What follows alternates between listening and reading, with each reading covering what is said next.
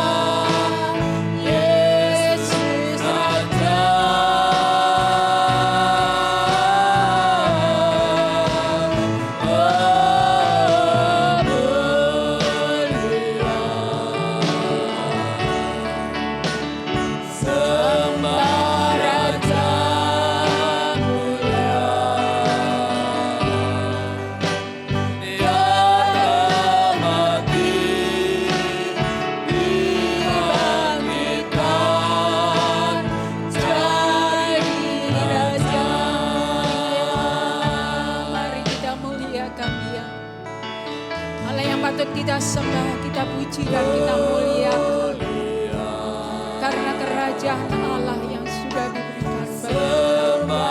Raja mulia bagi Yesus, puji hormat dan kuasa.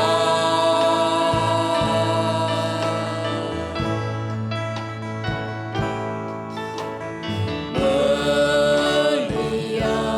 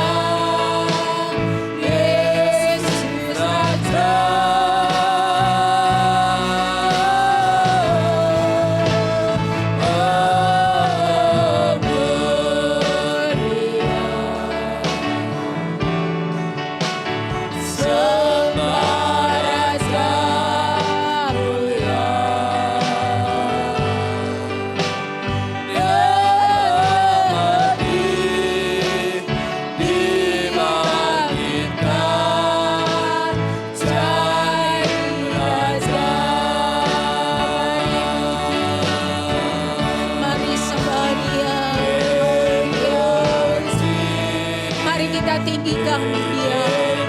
Dia yang patut dan layak kita puji, kita muliakan. Mulia hanya Yesus, bagi Yesus. Hormat dan muliakanlah Yesus Raja.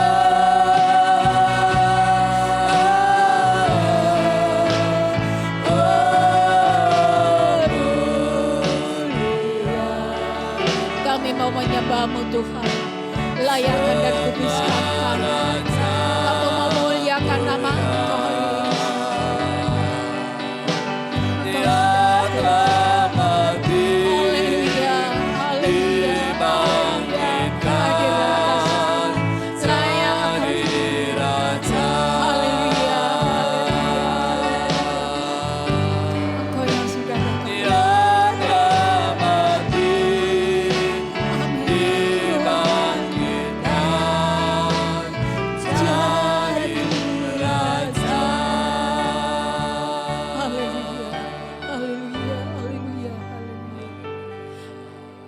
Yesus, Engkau yang patut kami puji dan kami sembah.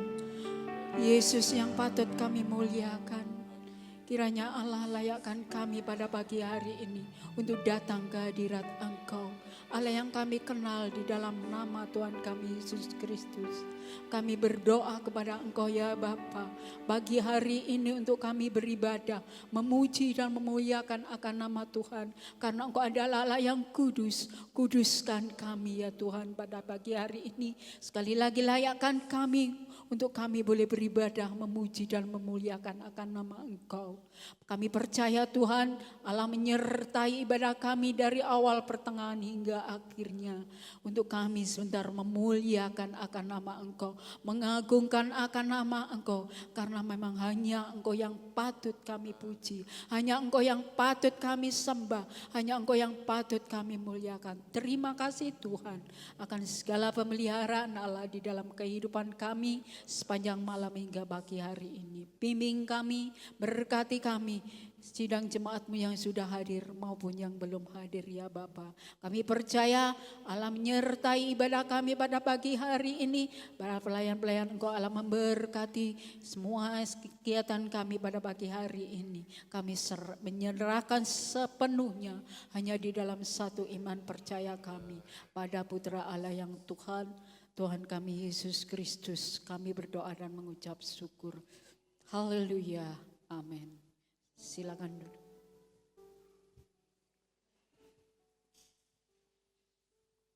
Hari ini adalah hari yang sudah dijadikan Tuhan. Mari kita bersukacita.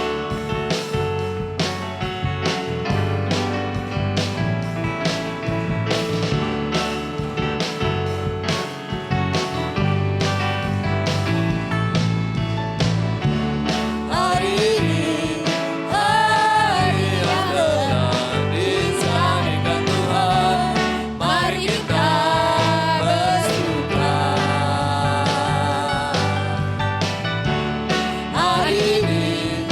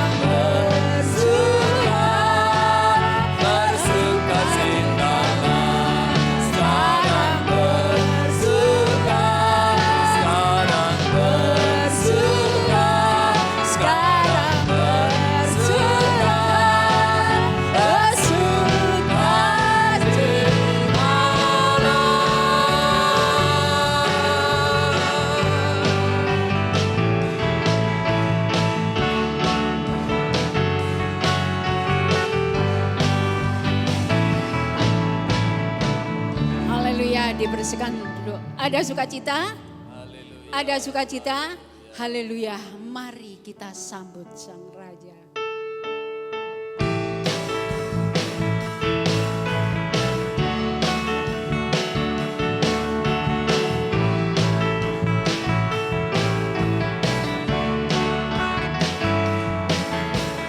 Mari kita sambut Sang Raja.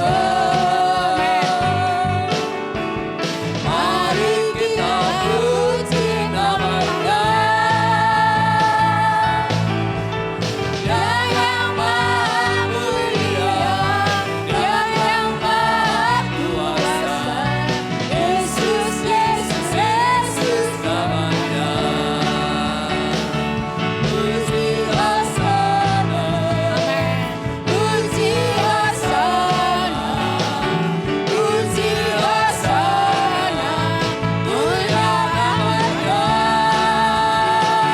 Puji Hosana, puji Hosana, puji Hosana, mulia namanya. Mari kita sambut Sang Raja. Mari kita sambut Sang Raja. Mari kita puji nama-Nya. Dia yang Maha Mulia, Dia yang Maha Kuasa. Yesus, Yesus, Yesus namanya. Puji Hosana, puji Hosana, puji Hosana, mulia namanya. Puji Hosana, puji Hosana, puji Hosana, mulia namanya. Puji Hosana, puji Hosana, puji Hosana, mulia namanya. Puji Hosana, puji Hosana, puji Hosana, mulia namanya.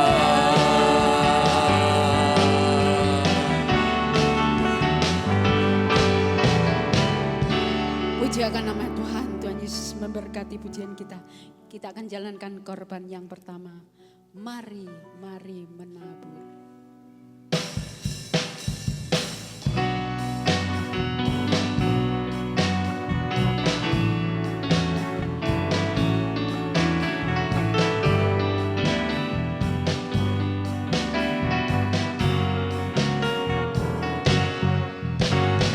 Mari, mari menabur, yang menabur pasti menuai.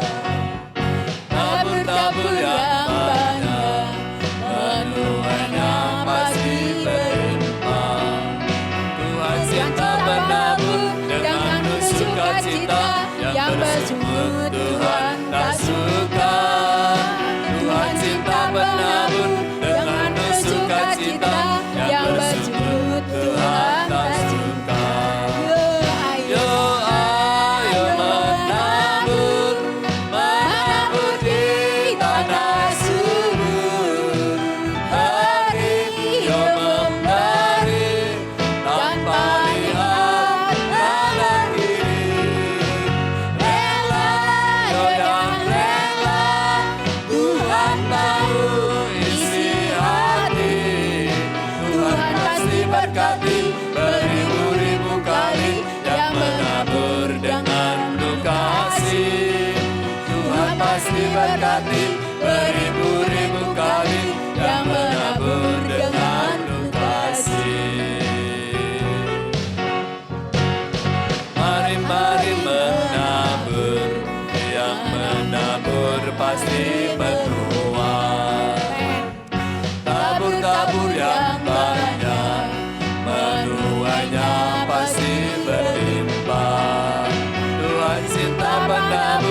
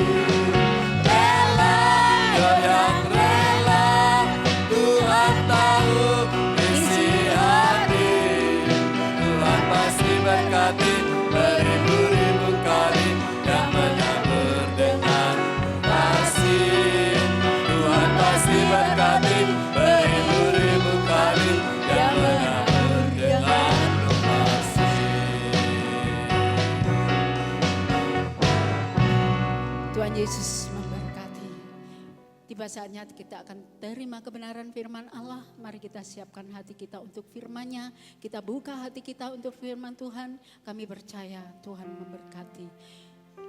Saya undang sidang jemaat Allah untuk bangkit berdiri. Karena hanya Yesus satu-satunya yang dapat kita percaya di dalam kehidupan kita. Hanya Dialah andalan di dalam kehidupan kita. Karena Dia adalah Allah yang setia. Engkau Tuhan yang setia, waktumu selalu yang terbaik. Engkau Tuhan sandaranku, dan ku hanya kan berharap padamu. Engkaulah Tuhan Allah yang setia untuk kehidupan kami. Engkau Tuhan yang setia, Waktu Allah selalu yang terbaik untuk selalu. yang terbaik. Engkau Tuhan sandaranku, dan ku hanya kan berharap padamu.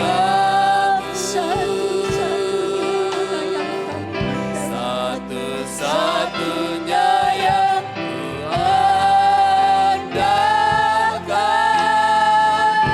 satu-satunya yang ku percaya. Engkau sumber kekuatan, sumber pengharapan, sumber kedamaian. Satu-satunya yang ku andalkan, satu-satunya yang ku percaya. Engkau Tuhan memberkati, Tuhan penyembuhku, Tuhan pemulihku. Allah yang setia, Allah yang memelihara tambahkan percaya kami Bapa untuk senantiasa berharap percaya hanya kepada Engkau Yang terbaik. Engkau Tuhan sandaranku, dan ku hanya kan berharap padamu. Satu-satunya yang ku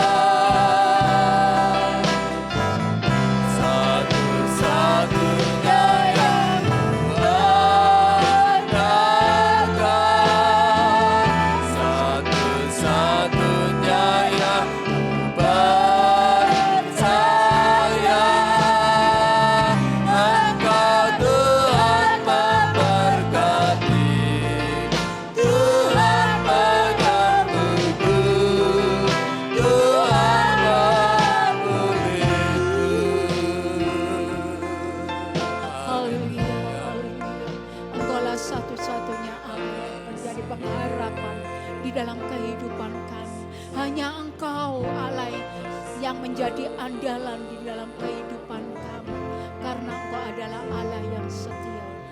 Terima kasih Tuhan. Terima kasih Yesus.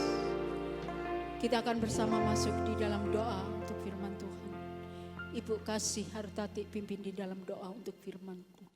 Kepada hambanya yang bertugas kami serahkan.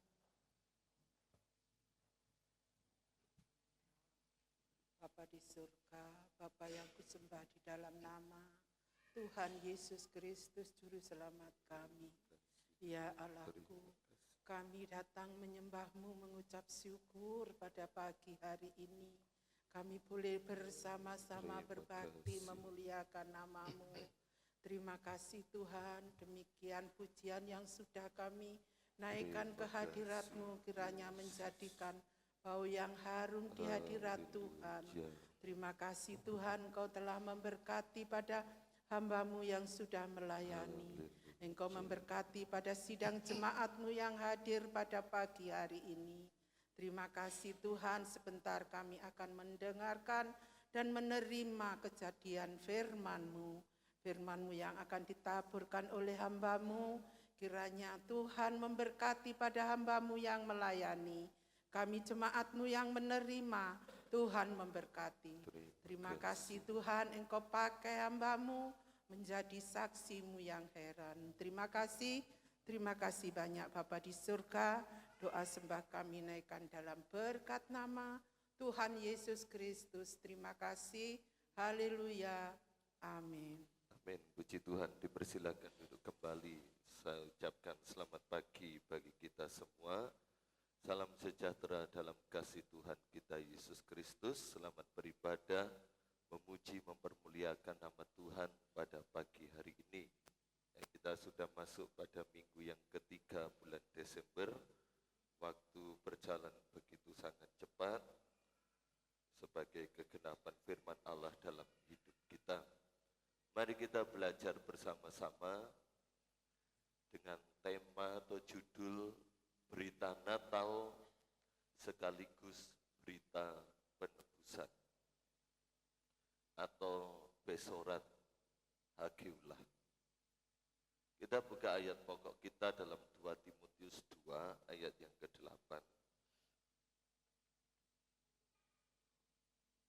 Maaf suara saya seperti ini karena batuk pilek ya. 2 Timotius 2 ayat yang ke-8 kita baca bersama-sama.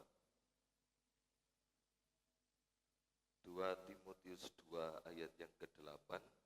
1, 2, 3. Ingatlah ini, Yesus Kristus yang telah bangkit dari antara orang mati, yang telah dilahirkan sebagai keturunan Daud, itulah yang kuberitakan dalam Injilku. Ya, jadi ada 3 poin penting sebagai inti dari pemberitaan Injil yang disampaikan oleh Paulus.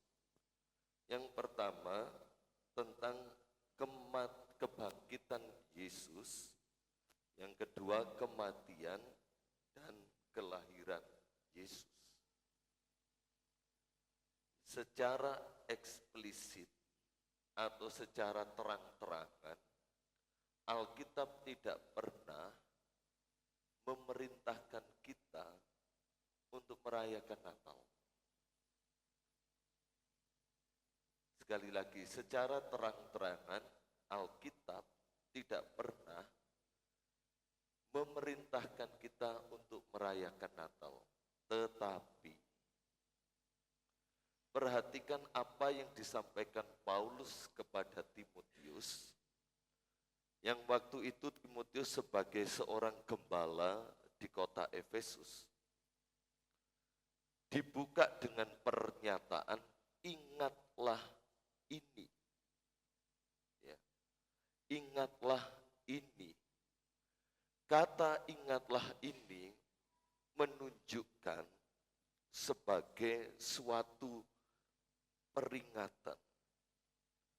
Hal yang harus diperingati. Kalau perayaan seringkali orang memandangnya dengan konotasi negatif. Isinya adalah hura-hura, pesta pora, segala bentuk kemewahan yang ada, bahkan bisa mencakup dengan istilah hedonisme. Tetapi ketika ingatlah ini, sesuatu yang harus terus-menerus diperingati, diingat. Dan kita juga diwajibkan untuk memperingatinya.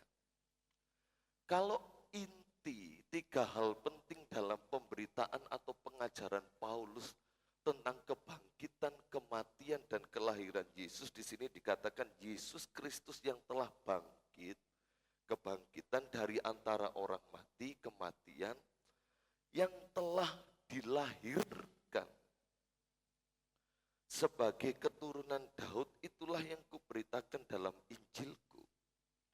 Jadi Paulus pun sebagai seorang hamba Tuhan yang meneruskan pengajaran Yesus di muka bumi, juga ternyata memperingati tentang kelahiran Yesus.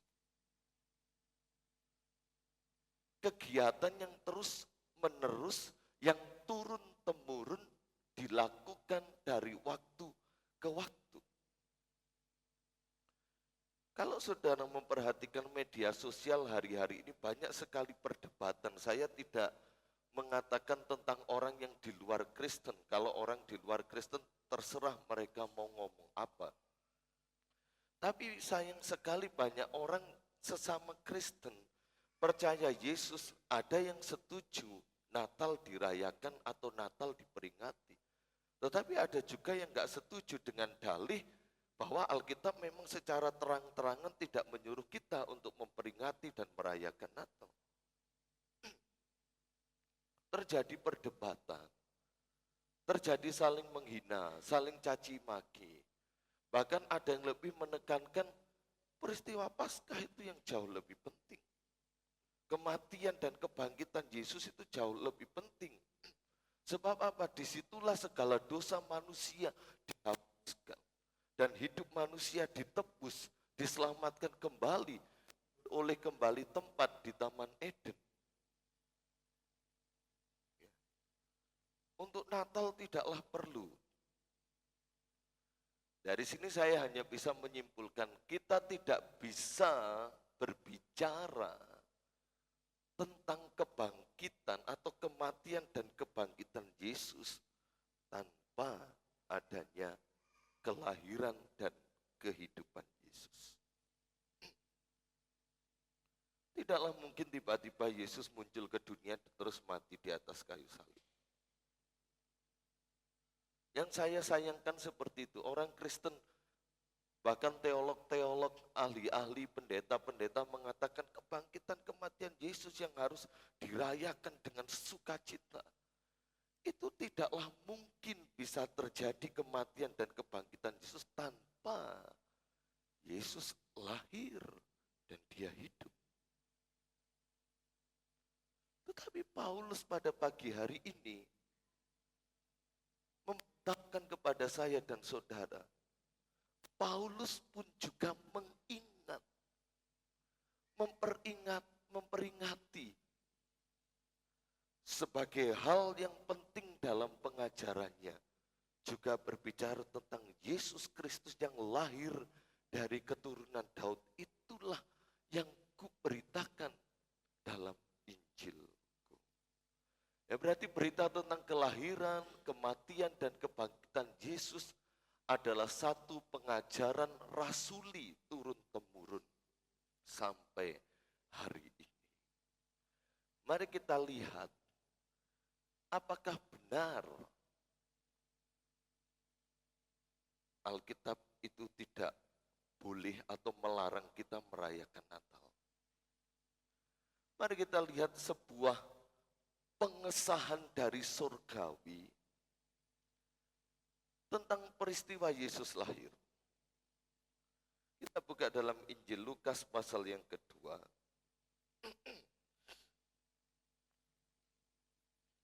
Ayat 13 dan 14. Lukas pasal yang kedua, ayat 13 dan 14. Dan ya, ayat yang ke-11, 12, setelah malaikat memberitahukan kepada gembala-gembala, hari ini telah lahir bagimu juru selamat, yaitu Kristus Tuhan di kota Daud. Dan inilah tandanya bagimu, kamu akan menjumpai seorang bayi dibungkus dengan lampin dan terbaring di dalam palungan. Jadi setelah berita kelahiran Yesus, ya bahasa Jawa ini setelah Yesus brojol, ya. Mari kita lihat pengesahan surgawi. Dan tiba-tiba tampaklah bersama-sama dengan malaikat itu sejumlah besar bala tentara sorga yang memuji Allah. Katanya, kemuliaan bagi Allah di tempat yang maha tinggi dan damai sejahtera di bumi di antara manusia yang berkenan kepadanya. Jadi ketika Yesus lahir, diberitakan oleh malaikat kepada gembala-gembala, setelah itu mengikuti sebuah perayaan yang besar yang diadakan justru bukan oleh manusia. Tetapi sebuah perayaan besar yang justru dirayakan oleh penghuni sorgawi. Bala tentara sorgawi yang disebut dalam sejumlah besar itu memuji-muji Allah, mengagungkan nama Allah, memberikan penghormatan, memberikan glory, memberikan kemasyuran tentang inkarnasi Allah dalam pribadi Yesus Kristus yang pada waktu itu masih dalam wujud bayi. Sorak-sorai genggam gempita terjadi di surga. Perayaan yang mewah justru dilakukan oleh bala tentara surgawi. Maka dari itu saya rindu sebagai hamba Tuhan di tempat ini. Ketika kita merayakan Natal, ketika kita beribadah Natal, benar-benar segala kemuliaan hanya untuk Tuhan. Segala glory, segala pujian, segala kemegahan yang kita miliki di tempat ini. Segala puji-pujian, segala penyembahan, segala penampilan, segala apapun, jangan pernah diharapkan ini karena aku. Jangan pernah. Tapi benar-benar untuk Tuhan semata-mata. Maka ketika orang datang menghadiri ibadah dan perayaan Natal di tempat ini, mereka akan mengalami Natal yang luar biasa. Jangan berpikir, oh ini karena ideku, ini karena kekreatifanku. Taruh semuanya di bawah kemuliaan Tuhan. Biar Tuhan yang nyata. Biar Tuhan yang ditinggikan. Biar Tuhan yang dipermuliakan. Gegap gempita yang akan kita adakan benar-benar kemuliaan bagi Allah, bagi Yesus di tempat yang maha tinggi. Peringati dan rayakan Natal yang semuanya untuk hormat kemuliaan nama Tuhan. Dan kita akan mengalami peristiwa Natal yang luar biasa. Perayaan Natal pertama terjadi di surga. Yesus sebagai Allah di dunia, di surga bersorak-sorai. Sekarang Yesus telah naik ke surga, menyediakan tempat untuk kita. Sekarang kita manusia adalah titik tolak dari Natal itu. Tuhan mau kita merayakan beribadah Natal dengan penuh sukacita, dengan pengagungan, pujian, penghormatan hanya bagi Yesus yang duduk di tahta. Bukan bagi kita, bukan bagi gereja kita, bukan bagi Tunggul Permanu, Tapi bagi Tuhan, saya percaya kita sebagai jemaat pasti akan diberkati. Orang-orang yang datang akan diberkati. Ya, berikutnya Mbak Vina. Ya, mengapa berita Natal sekaligus Injil Salib? Ya, Besorah Hageulah itu berbicara tentang Injil penebusan. Injil penebusan. Berikutnya. Ya. Mari kita lihat yang pertama tentang berita Natal. Kita akan belajar tentang Migdal Eder. Ya, Migdal Eder atau Migdal Eder. Kita buka dalam Kejadian pasal yang ke-35. Kejadian pasal yang ke-35.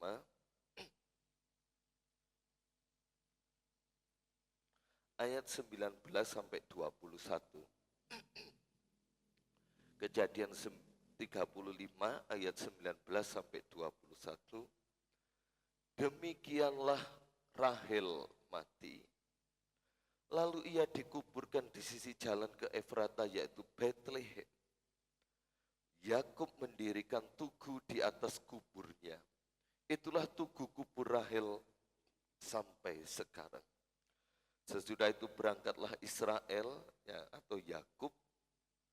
Lalu ia memasang kemahnya di seberang Migdal Eder. Ya. Migdal Eder ini adalah kubur Rahel. Ya, Rahel tidak punya anak. Kemudian Rahel punya anak dan ketika melahirkan anak yang terakhir sangat susah sekali. Dan ketika lahir Ben-Oni atau Benyamin, maka Rahel meninggal dunia. Disitulah Rahel dikuburkan oleh Yakub di sisi jalan ke Efrata, yaitu Betlehem. Kemudian setelah dibikinkan dibikinkan tugu atau kubur sebagai bentuk peringatan, maka Israel berangkat dan memasang kemahnya di seberang Migdal Eder. Jadi berangkatnya Yakub tidak keluar kota, tetapi hanya di sebelah kubur Rahel. Dan disitulah dia memasang kemah. Juga disebut namanya di seberang itu Migdal Eder. Ya. Migdal Eder itu adalah menara kawanan domba. Yakub mendirikan kemahnya di Migdal Eder, di seberang kuburnya Rahel untuk menggembalakan domba-dombanya. Orang Yahudi konservatif, ya orang Yahudi yang kita sebut sebagai garis keras. Sampai sekarang mereka tetap mengunjungi kubur Rahel ya di Israel sana untuk meratap, untuk menangisi kubur Rahel. Dan peristiwa Rahel ini menjadi sebuah acuan, sebuah peringatan tentang akan sebuah kejadian yang akan berlangsung. Maka dari itu Yeremia sudah menubuatkan bahwa Rahel akan menangisi anak-anaknya. Dan dia tidak mau dihibur lagi. Rahel sudah meninggal, siapakah yang dimaksud? Ialah keturunan yang dilahirkan dari Yakub dan Rahel ini. Dan 800 kemudian atau 700 kemudian setelah Yeremia bernubuat bahwa Rahel akan menangisi anak-anaknya, maka tepatlah kelahiran Yesus. Kurang lebih usia 2 tahun ketika Herodes mengetahui tentang lahirnya sosok seorang raja ini, maka Herodes membunuh semua anak-anak yang berusia 2 tahun. Terjadi sebuah ratapan dan tangisan yang luar biasa. Bapak Ibu Saudara yang terkasih dalam Tuhan, penggembala domba pada zaman Israel hidup itu bukan sebuah kasta yang terendah, bukan. Penggembala embek, kambing domba, mereka adalah golongan orang-orang kaya. Mereka golongan orang-orang yang diberkati. Mari kita lihat bapak-bapak leluhur kita. Ketika Abraham juga menjadi seorang gembala, dia juga kaya raya. Kemudian ketika Ishak sebagai seorang gembala, dia juga kaya raya. Ketika Yakub sebagai seorang gembala, dia juga kaya raya. Bukan kasta yang rendah, tapi kasta yang tinggi. Barulah ketika mereka dibuang ke Babel, pulang kembali membangun bait Allah, sampai kepada masa pemerintahan Romawi. Bagaimana pemerintahan Romawi menetapkan pajak yang begitu tinggi, sedangkan penghasilan gembala itu kan tidak menentu. Tidak harus selalu ada. Walaupun ternaknya banyak, ada masa-masanya mereka akan membawa dombanya ke tempat pengguntingan bulu domba. Dan disitulah mereka dapat hasil. Atau dari susu yang ada. Tapi kan tidak selalu dengan waktu yang ada. Ketika Romawi memerintah, Romawi menerapkan pajak yang besar. Sehingga itulah kaum petani dan kaum peternak mengalami dampak yang luar biasa dalam perihal ekonomi terhadap tuntutan pajak dari Romawi ini. Sehingga mereka menjadi sebuah kaum yang berkasta sangat-sangat rendah dan dipandang sebelah mata. Ya, itulah sedikit informasi. Saya kembali lagi kepada kisah ini. Ketika generasi keturunan Abraham, Ishak dan Yakub ini meninggal, masuklah mereka dalam generasi ke-12 suku Israel di bawah pimpinan Musa. Ketika Musa mendirikan kemah tabernakel, berpindah-pindah sampai pada masa pemerintahan raja-raja, dan pada zaman Salomo lah dibangunlah bait Allah. Bait Allah yang dibangun ini itu dekat dengan Migdal Eder ini. Dan bait Allah yang dibangun ini sebagai bentuk upacara tentang penebusan dosa. Ketika pertama kali Adam dan Hawa jatuh dalam dosa, Allah menyediakan nubuatan penebusan dengan cara ada binatang yang disembelih. Maka Migdal Eder ini menjadi sebuah menara kawanan domba di mana para gembala dipekerjakan oleh pengurus bait Allah untuk merawat domba-domba yang nanti akan dipergunakan sebagai korban penebusan. Ketika pemerintahan kerajaan Daud, kerajaan Saul, kerajaan Salomo, dan raja-raja yang baik yang takut akan Tuhan, para gembala di kawanan menara domba ini menjadi orang kepercayaan kerajaan. Jadi status mereka diangkat tinggi oleh pemerintah-pemerintah raja-raja Israel. Dan mereka punya tugas rawat itu kambing domba, lembu sapi sebagai korban penebusan, setiap tahun sebagai korban untuk penebusan dosa. Ya. Kejadian 3 ayat 15 mengatakan bahwa aku akan membuat sebuah perjanjian. Ya, bisa ditampilkan saja. Aku akan mengadakan permusuhan antara engkau dan perempuan ini, antara keturunanmu dan keturunannya. Keturunannya akan meremukkan kepalamu dan engkau akan meremukkan tumitnya. Ini yang disebut dengan evangelium. Injil kabar baik pertama kali muncul setelah Adam dan Hawa jatuh dalam dosa. Di mana kabar baik itu berbicara tentang penebusan anak domba. Dan kita melihat meremukkan tumitnya.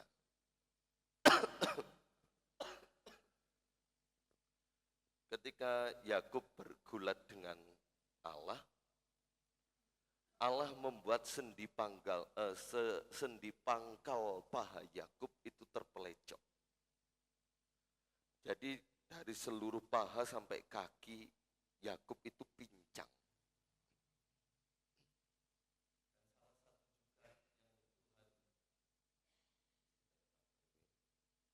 Yang salah satu Tuhan soroti tentang sendi pangkal paha Yakub, tentang tumitnya.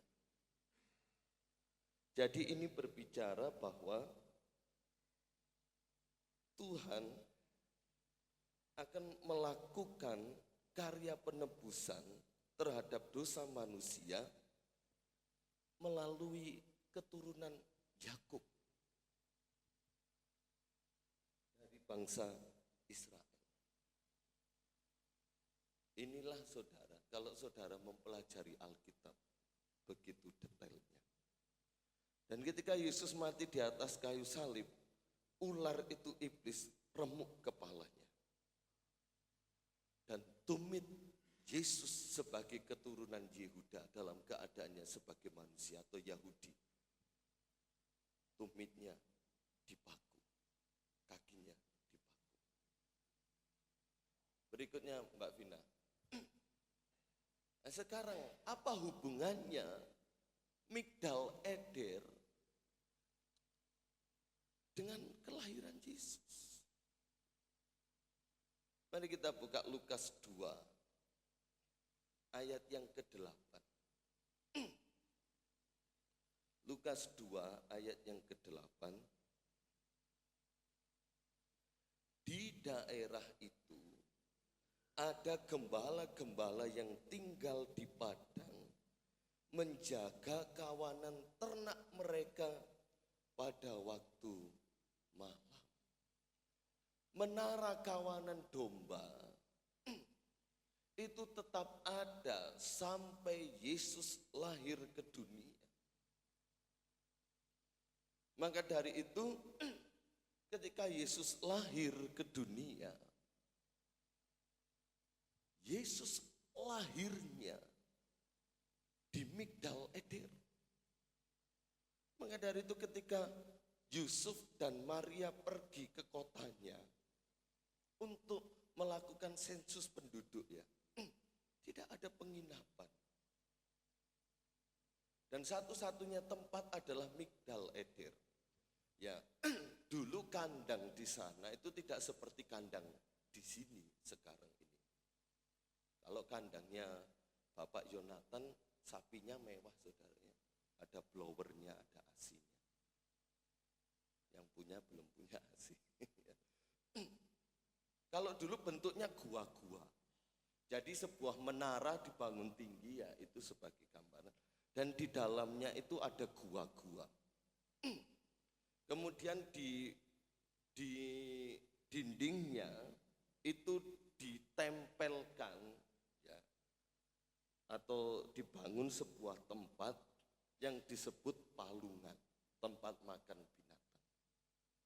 Bisa juga bisa dipindah-pindah. Jadi palungannya ada yang permanen di dinding, ada juga palungannya yang bisa dipindah-pindah. Mungkin terbuat dari kayu atau sejenisnya lah. Maria dan Yusuf tidak ada tempat, yang ada hanya ini. Maka Maria dan Yusuf masuk ke Migdal Eder. Dan malaikat memberitahukan dengan detail kepada gembala-gembala yang saat itu sedang menjaga kawanan domba. Untuk apa mereka menjaga kawanan domba? Untuk mempersiapkan domba-domba yang ada melakukan korban penebusan. Karena Yesus belum mati pada waktu itu. Dan mereka harus menjaga selama 24 jam penuh. Di sekitar menjaga kawanan ternak mereka pada waktu malam. Nah, disitulah Yesus lahir. Apakah benar Yesus lahir di kandang domba? Kalau saudara membaca dibungkus dengan lampin dan terbaring di dalam palungan. Kalau terjemahan dari tempat ini dalam bahasa Yunaninya, Migdal Eder itu diterjemahkan yang pertama sebagai kios. Kios ya, tempat orang berjualan, berdagang kios. Yang kedua, benar-benar artinya kandang domba. Tidak pernah diceritakan Yesus lahir di kandang domba. Tidak pernah dicatat di Alkitab. Namun kita harus menyelidiki kata-kata yang ada di Alkitab. Maka dari itu kemuliaan Tuhan turun atas para gembala-gembala. Mari kita lanjut Mbak Vina. Next. Ya, kita akan melihat ayat-ayat ini. Mika 4 ayat 8. Mika 4 ayat yang ke-8.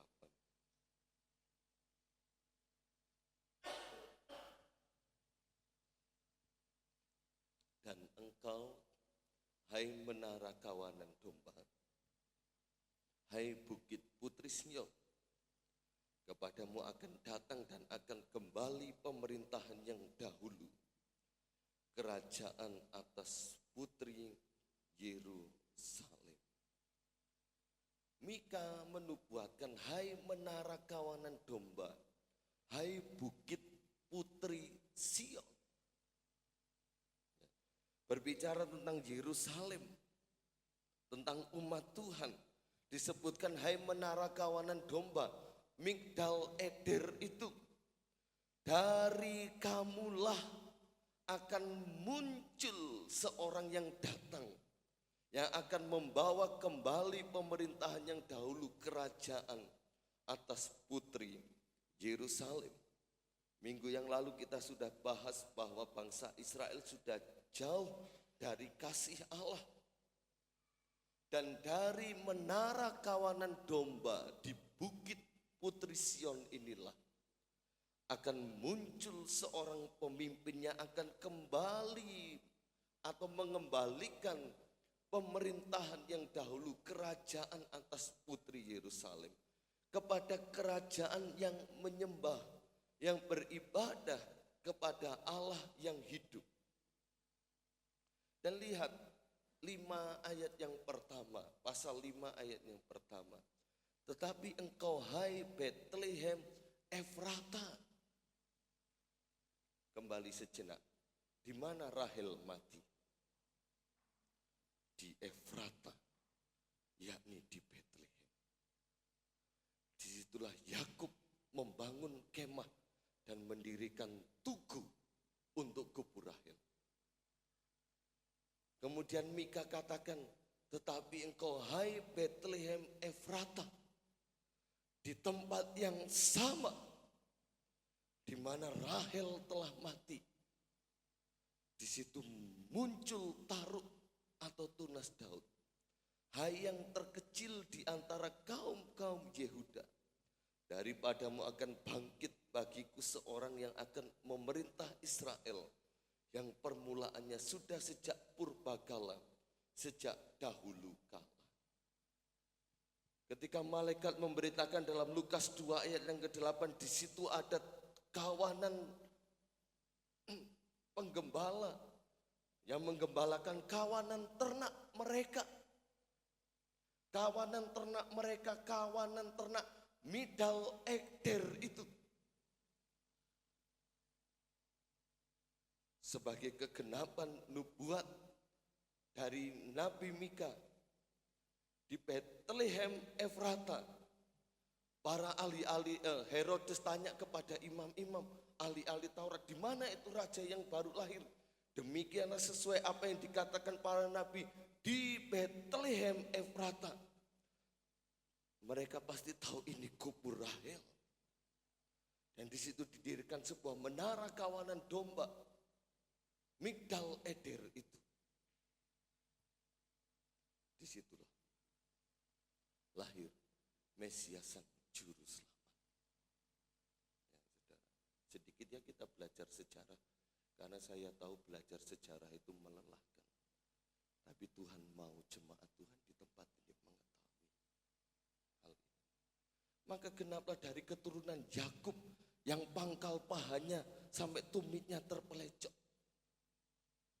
pincang tersebut lahir sosok yang akan menyelamatkan seluruh umat manusia dari segala dosa mereka. Dari sini kita melihat bahwa Tuhan itu bekerja di dalam orang-orang yang memiliki kerendahan hati di dalamnya.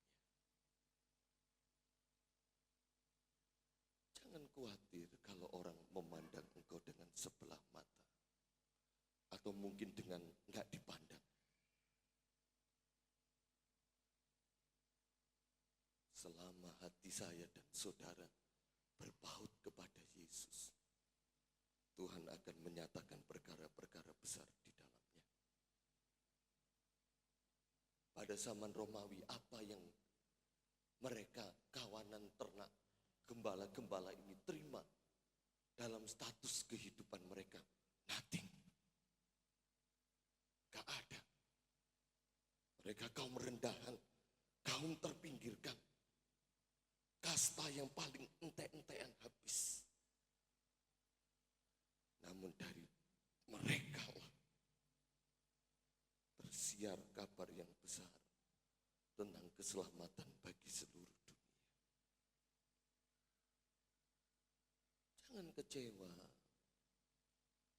jangan sakit hati, jangan minder. Kalau dunia menganggap kita kecil, kalau dunia menganggap kita murahan, atau siapapun itu, gak perlu. Mereka tetap setia di Migdal Eder, mereka tetap setia menjaga kawanan domba, mempersiapkan domba-domba ini untuk korban penebusan nanti di bait Allah.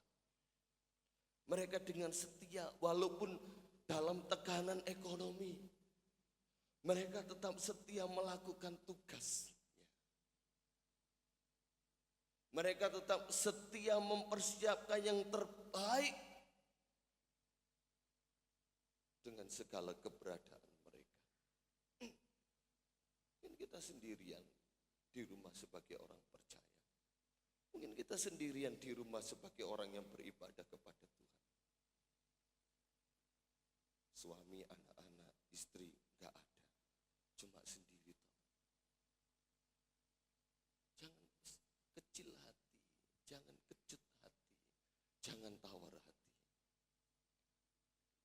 Mereka pun para gembala ini tidak pernah menyangka bahwa di tempat di mana domba-dombanya yang setiap pagi dan petang dimasukkan ke Migdal Eder, tapi menjadi tempat yang istimewa. Dan saudara perlu tahu, Migdal Eder itu bukan kandang domba yang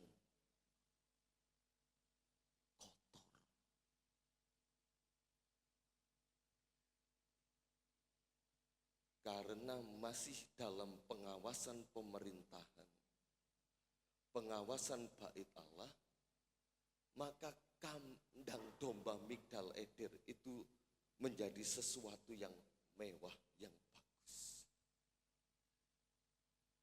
Tetapi pertanyaannya, siapa yang mau melahirkan di kandang domba? Walaupun tetap dalam pengawasan pemerintah, pengawasan bait Allah dengan segala kelengkapan dan keindahannya, siapa yang mau? Tetap orang akan menilai itu sebagai sesuatu yang kotor. Tapi the first Noel, Natal pertama dinikmati oleh para gembala. Hai kawanan ternak,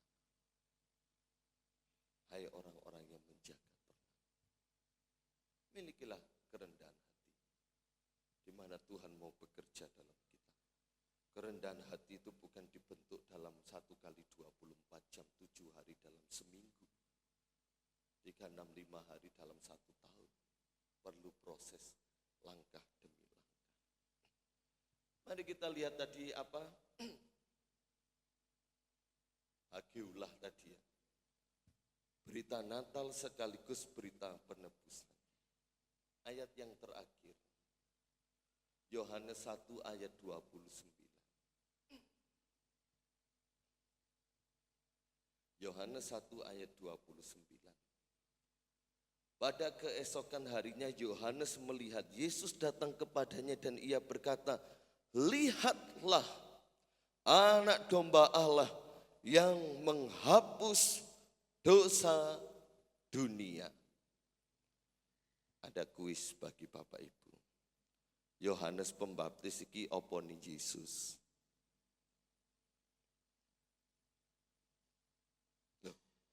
Yohanes Pembaptis ini apanya Yesus? Hah?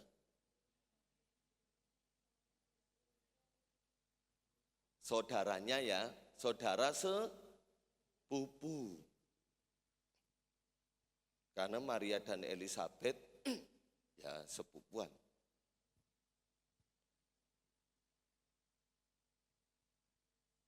Yohanes Pembaptis tahu persis di mana ya kita sebut adiknya ini lahir. Tentunya dari kisah-kisah, dari cerita-cerita orang tua. Karena orang Yahudi itu selalu memegang teguh hukum Taurat. Dia akan ceritakan segala peristiwa yang terjadi kepada generasi-generasinya. Ya ini patut kita contoh bagi orang Kristen. Kita ceritakan kepada anak-anak kita tentang kebenaran firman Tuhan. Tentunya Yohanes Pembaptis tahu bahwa Yesus lahir di Migdal Eder. Sudah saya kisahkan tadi ya, di mana gembala menyediakan ternak untuk penebusan dosa. Ketika Yesus memulaikan pelayanannya, didahului dengan Yohanes Pembaptis, dan ketika Yesus muncul di depan Yohanes Pembaptis tanpa tafsiran, tanpa perkiraan apapun, dia langsung berkata, lihatlah anak domba Allah yang menghapus dosa manusia. Jadi Yesus kelahirannya, berita sukacita itu sudah disediakan untuk pengampunan dosa dunia. Jadi Yesus ditipologikan, digambarkan sebagai anak domba yang tidak bercacat. Dia lahir di Migdal Eder, disediakan untuk menggenapi Kejadian 3 ayat 15 sebagai korban yang menghapus dosa dunia. Ayat 36, dan ketika ia melihat Yesus lewat, ia berkata, lihatlah anak domba Allah. Jadi ketika kita Natal, kita mau melihat kembali dalam ayat pokok kita. Inilah inti Injil. Dalam manusia selama hidup di dunia, dia harus mengerti tentang kelahiran Yesus, kematian dan kebangkitannya. Kita harus memandang akan hal ini. Dalam hidup ini, ketika kita Natalan, siapa yang mau kita pandang? Saat kita merayakan Paskah, siapa yang mau kita pandang? Dan kita memandang seperti Yohanes. Lihatlah Yesus di Migdal Eder disediakan sebagai korban untuk penebusan dosa. Makanya Matius mencatat, dia akan dinamakan Yesus. Dialah yang akan menyelamatkan umatnya dari dosa mereka. Jadi Natal sekaligus berita penebusan. Tuhan memberkati. Mari kita berdiri bersama-sama.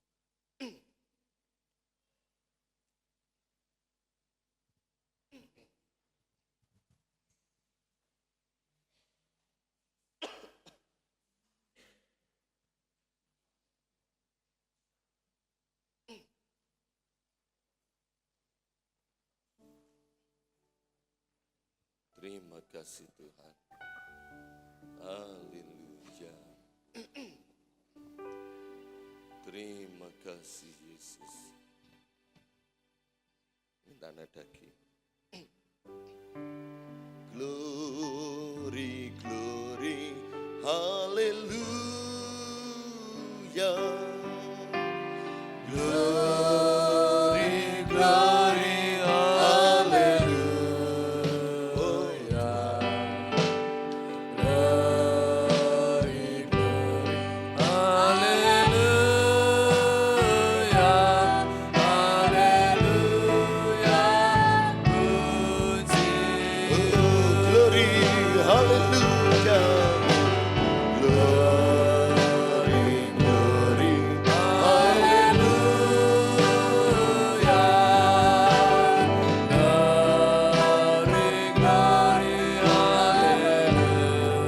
layaklah kita berterima kasih. Glory,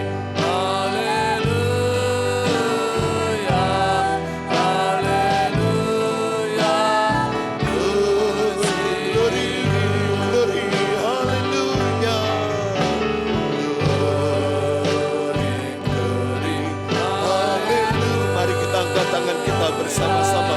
Kita berikan seluruh glory, seluruh kemuliaan hanya bagi Dia.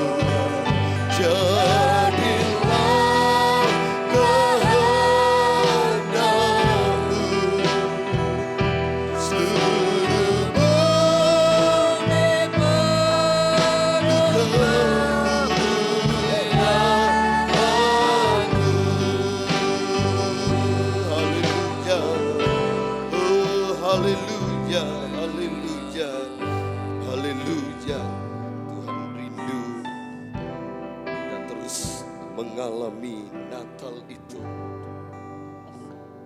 Tuhan rindu kita selalu memandang kepada Dia. Apapun yang terjadi dalam hidup kita, jangan pandang orang lain, jangan pandang salah orang lain, pandang kepada Yesus. Sebab yang terkecil, yang mau menjadi kecil, yang mau merendahkan diri, yang mau merendahkan hati, itulah yang Tuhan mau pakai untuk menyingkapkan dan menyatakan perkara-perkara yang heran dan ajaib. Maka dari itu, milikilah kerendahan hati. Mungkin keadaan kita hari ini sama seperti kaum bangsawan yang sudah punya segalanya, yang diberkati segalanya. Tapi Tuhan mau kita tetap selalu menjadi para gembala yang mempersiapkan selalu apa yang dipersiapkan untuk kemuliaan nama Tuhan kita Yesus Kristus. Terima kasih Tuhan. Kami mengalami sukacita yang luar biasa bahwa Engkau lahir, Engkau hidup, Engkau mati, Engkau bangkit, Engkau naik ke surga, dan Engkau yang akan datang yang kedua kali bagi kehidupan kami. Kami rindu Natal tahun ini, kami menikmati sukacita, kami menikmati Engkau, menikmati pribadimu, dan kami bisa memberikan yang terbaik dari segala apa yang bisa kami kerjakan di hadapan Tuhan. Seberapa firman yang ditangkap oleh kami semua pagi ini, itu hidup dan berkuasa. Dalam nama Tuhan Yesus Kristus, Engkau memberkati kami dengan firman-Mu. Haleluya. Amin. Tuhan memberkati. Silakan duduk kembali. Kita akan berikan korban persembahan yang kedua maupun yang ketiga. Kita angkat satu pujian. Mari kita sambut Sang Raja. Dia datang ke dalam dunia. Haleluya.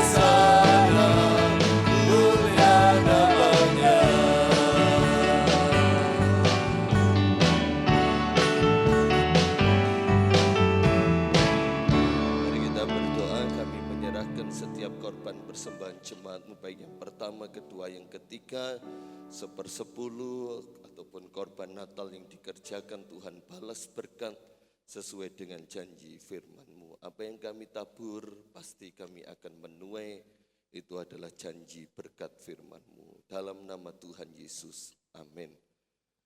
Bisa dipersilakan duduk kembali para singer ya, karena minta waktu sebentar, pengumuman agak banyak. Saya umumkan undangan Natal yang masuk. Minggu depan ibadah Natal bersama di GPDI Kesamben Ngajum jam 10 pagi ya, tanggal 22 Desember. Kemudian ada undangan Natal dari GKMI Karangduren tanggal 25 Desember jam 9 pagi. Hari Minggu tanggal 29 Desember jam 10 pagi, ibadah Natal di GPDI Kendal Payak. Yaitu undangan Natal yang masuk. Ibadah berjalan seperti biasa, hari Selasa doa pemuda remaja, Rabu doa umum, hari Kamis ibadah pertengahan minggu, hari Jumat menghimbau semua pelayan Natal. Ya, semua pelayan Natal harap hadir dalam doa bersama hari Jumat di gereja 5:30 sore. Sabtu tidak ada ibadah pemuda remaja, akan diadakan geladi bersih Natal. Jamnya dirubah ya, jamnya dimulaikan pukul 17 jam gereja. Geladi bersih sama seperti ibadah yang sudah berlangsung. Jadi mulai dari pujian, penyembahan, prememori firman Allah, kur sekolah minggu atau kur gabungan. Jadi sampai nanti doa berkat. Ya. Jadi begitu ya Bapak Ibu, geladi bersih dari awal sampai akhir sama seperti ibadah yang akan dilangsungkan. Minggu depan tidak ada ibadah sekolah minggu, tidak ada ibadah raya pagi, langsung ibadah Natal umum jam 4 sore. Ya. Waktu Indonesia Barat yang ini ya, bukan waktu Indonesia Gereja Tunggul. Waktu Indonesia Barat. Petugas kolektan saya jadwalkan seluruh pelayan perjamuan kudus. Ada 5 orang yang akan nanti membawakan persembahan atau kolektan kepada jemaat-jemaat yang ada baik di depan, di tengah, di belakang atau bawah balkon maupun di atas kalau ada, dan juga di bagian luar. Ya. Bagi Bapak Ibu Saudara yang ada waktu bisa datang ke gereja mungkin hari Jumat atau hari Sabtu, kita bisa mungkin menata kursi atau membersihkan gereja ini, kita sama-sama ya istilahnya kerja bakti ya. Bagi Bapak Ibu Saudara yang ada waktu dan meminta bantuan kaum wanita untuk bisa datang ke pastori hari Minggu ya, hari Minggu jam 1 siang untuk membantu penyediaan konsumsi. Jadi monggo kita kerjakan sama-sama supaya enggak kepontal-pontal ya. Nanti kalau dari Samben datang ya langsung saja ke pastori, semakin cepat semakin baik. Saudara bisa make upan, mandi, pakai baju yang terbaik, persiapan Natal. Ya mari kita kerjakan bersama-sama untuk pengaturan konsumsi di Kresek ya. Ibadah peringatan Natal tanggal 25 Desember di tempat ini pukul 6 pagi. Ya, itu yang dapat saya sampaikan kepada Bapak Ibu Saudara sekalian tentang kegiatan Natal di minggu yang akan datang. Menghimbau bagi Bapak Ibu Saudara mungkin yang duduk di luar, ya kalau tamunya banyak saya percaya jemaat pasti mengalah duduk di luar, tetap menjaga kekusukan ibadah. ojo rame dhewe. Ya, mari kita menjaga kekusukan kita dalam beribadah. Nanti pasti akan ada yang membantu keamanan-keamanan baik dari pihak Pecalang maupun TNI dan Polri yang ada. Ya, tetap menjaga. Mohon, sekali lagi mohon kerjasamanya. Kalau ada petugas yang menjaga dan Bapak Ibu sebagai orang, bapak-bapak ya khususnya, maaf sekali lagi saya mohon maaf, apabila mereka merokok, Bapak Kristen jangan ikut merokok. Kenapa? Karena dilihat tamu seperti itu. Saya sampaikan ini karena banyak yang menyampaikan kepada saya, mohon untuk tidak merokok sama-sama dengan mereka. Sebab ini kegiatan ibadah kita.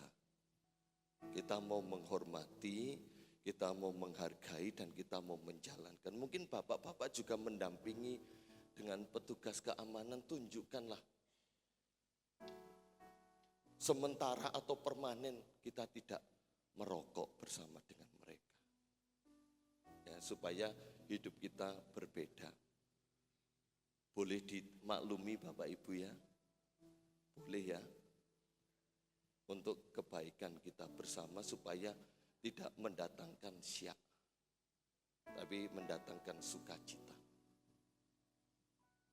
Ya, saya berharap tidak tersinggung akan hal ini, saya meminta maaf, saya menyampaikan untuk kebaikan kita bersama. Ya, itu saja yang bisa saya sampaikan setelah ini latihan pujian gabungan Natal. Tuhan memberkati setiap kedatangan kita bersama maupun yang sudah melayani pagi ini. Mari kita berdiri sama-sama, kita akhiri dan kita tutup ibadah kita pada pagi hari ini.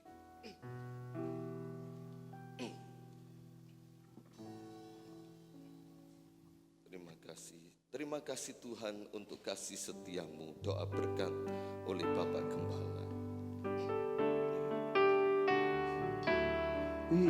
Terima kasih Tuhan untuk kasih setiamu yang ku alami dalam hidupku.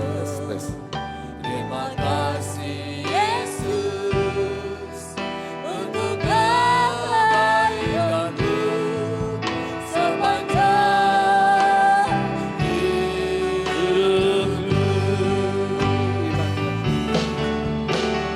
Terima kasih Yesusku, walaupun kerajaan Kau beri sampai ini, Tuhan akan syukur bagimu. Bapa hari ini, selamat hari ini, Tuhan adakan syukur bagimu, syukur bagimu, syukur bagimu. Haleluya.